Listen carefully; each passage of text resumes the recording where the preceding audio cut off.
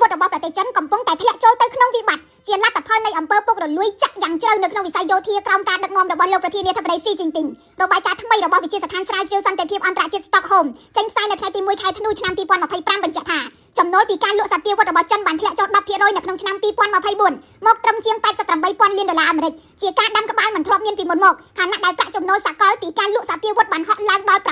679,000 លានដុល្លារពេលចិនកំពុងតែដើរថយក្រោយនេះជប៉ុនលក់អាវុធបានច្រើនជាងមុន 40% អាល្លឺម៉ង់កើន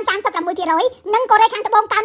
31% របាយការណ៍ស៊ើបអង្កេតអន្តរជាតិដោយ Reuters, The Wall Street Journal និង Caixin បង្ហាញថាអំពើពុករលួយស៊ីរួមផ្ទៃក្នុងវិស័យយោធារបស់ចិនពាក់ព័ន្ធឧត្តមសេនីយ៍ជាច្រើនអ្នកក្រុមអ្នករៀបចំការផ្គត់ផ្គង់អាវុធបានបំផុសកិច្ចសន្យាកឹបកេងយកប្រាក់ខ្លែងបន្លំរបាយការណ៍គុណភាពអាវុធរួមទាំងមីស៊ីលផ្លោងនិងមីស៊ីលល្បឿនលឿនឃ្លាំងមីស៊ីល Rocket Force ត្រូវបានរកឃើញថាបាត់សមាសធាតុសំខាន់